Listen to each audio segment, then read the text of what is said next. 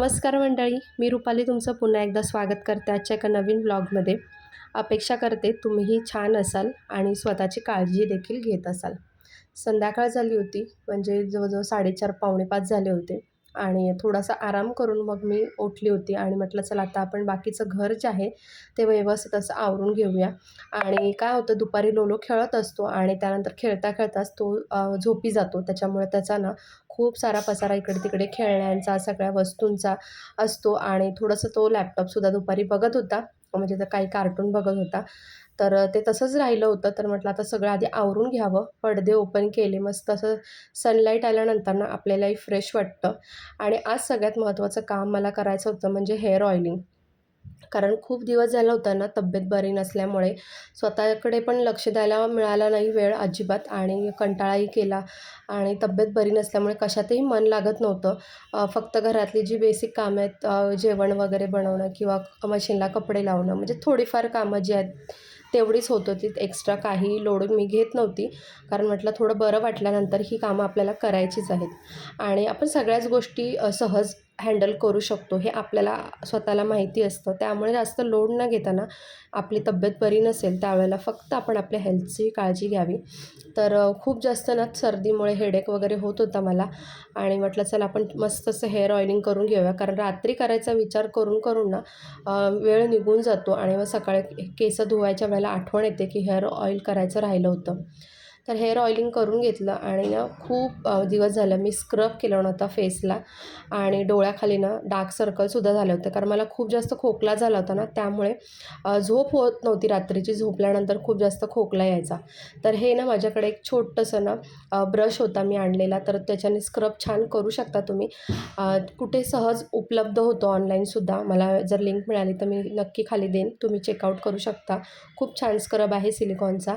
आणि हे कॉटनचे जे पॅड आहेत ना, तर ते यूज करून मी माझ्या अंडर आईजच्या खाली जे काही डार्क सर्कल झालेले आहेत तर ते थोडेसे क्युअर करण्यासाठी मी ते काकडीचा रस घेतला आणि त्याच्यामध्ये हे पॅड भिजवले आणि त्यानंतर मस्त असं डोळ्यांवरती ठेवून दिले। तुम्ही चकत्याही ठेवू शकता, पण मला असं वाटतं ना चकत्या तितक्या वर्क करत नाहीत जितके ना हे जे पॅचेस आहेत, म्हणजे पॅड्स आहेत ते वर्क करतात। तर कोणताही ज्यूस वापरू शकता यासाठी तुम्ही। डार्क सर्कल घालवण्यासाठी ना काकडीचा रस किंवा मग बटाट्याचा रससुद्धा जास्त इफेक्टिव्ह ठरतो आणि कोणीही वापरू शकतं घरातलं, अगदी लहान मुलंसुद्धा। तर माझं झाल्यानंतर ना प्रज्ञालासुद्धा होतं, कारण त्याचंसुद्धा सध्या झोपेचं थोडंसं प्रमाण जे आहे ते कमी झालेलं आहे आणि स्टडी वाढल्यामुळे थोडा वेळही कमी मिळतो, सकाळी क्लासेस वगैरे सगळ्या गोष्टी, मग त्यालासुद्धा मी लावून दिलं।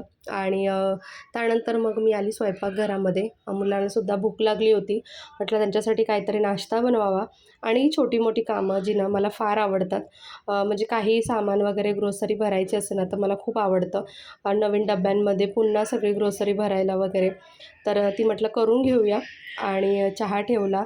त्यानंतर ना हे प्रिलचं एक लिक्विड आहे भांडी घासण्याचं, तर ते मला खूप आवडायला लागलं आणि मी तेच आता सध्या आणत आहे। इमली फ्लेवर आहे त्याच्यामध्ये आणि खूप छान भांडी निघतात आणि जो एक वेगळा जास्त स्मेल येतो ना भांड्यांना तसा काही येत नाही, मस्त अशी निघतात भांडी। तर पोहे वगैरेसुद्धा भरून घेतले, चहा ठेवला आणि म्हटलं आता चहा पिऊन घ्याव्या आणि त्याआधी आपण म्हटलं थोडंसं कपडे जे आहेत ते इस्त्री करून घेऊया। म्हणजे चहा झाला होता जवळजवळ, पण म्हटलं थोडं एक कपडे इस्त्री करून घेऊया आणि त्यानंतर मग मोकळ्या वेळेत आरामात चहा पीत बसावं। म्हणजे काय होईल ना, एकदा बसल्यानंतर ना मग पुन्हा काही काम राहिलं असं नको वाटायला आणि फक्त थोडंफार स्वयंपाकाचं आता होतं फक्त माझ्याकडे शिल्लक काम, तर पटकन कपडे जे आहेत ते मी इस्त्री करून घेतले।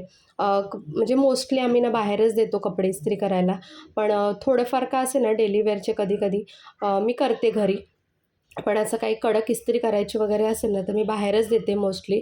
आणि त्यामुळे म्हटलं चला आता करून घेऊया। माझेसुद्धा होता एक ड्रेस आणि यांचे शर्ट वगैरे होते, तर ते सगळे इस्त्री करून घेतले आणि सगळ्या गोष्टी ना आपण जर विचार केला ना आणि मनात आणला तर मॅनेज करू शकतो सहजच। आणि त्यामुळे म्हटलं चला आता हे झाल्यानंतर पटकन चहा पिऊन घेऊया।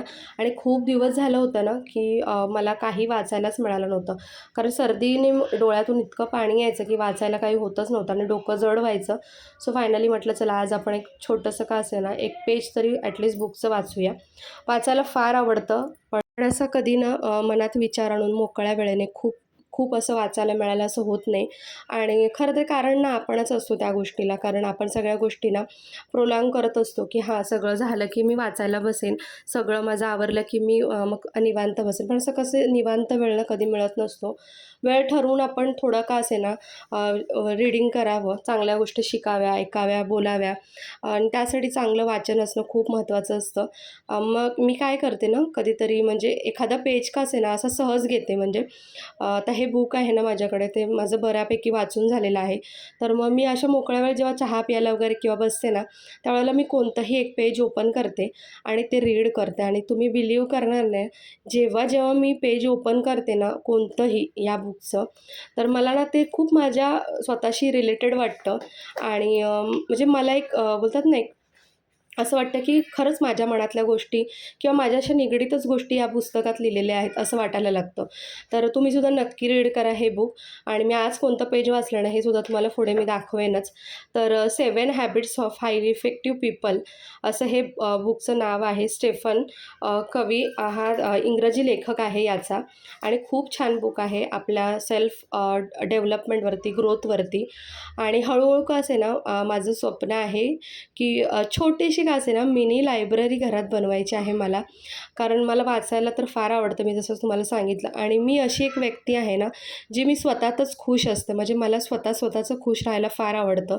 मला असं कोणी जास्त लोकं असण्याची गरज लागत नाही. म्हणजे असं तुम्ही विचार कराल ना, काही जण म्हणतात की घरी बसून कंटाळा येतो, बोर होतं. पण मी ना असं खरं सांगू मी नाही जास्त बोर होत. कारण मी स्वतः खुश ठेवण्यासाठी ना, खूप सारे वेगवेगळे प्रयत्न करत असते आणि मी त्यात खरंच आनंदी असते. तर हे बघा हे बुकचं मी आज पेज वाचलं आणि बघा ह्याच्यामध्ये ना हाऊसवाईफ रिलेटेडच लिहिलेलं होतं आणि पर्सनल डेव्हलपमेंटबद्दल लिहिलेलं होतं. एक हाऊसवाईफ कसं आपलं घर सांभाळून आपले जे काही काम असतं ते सुद्धा सांभाळते आणि ती तिच्या स्वतःवरती सुद्धा काम करते.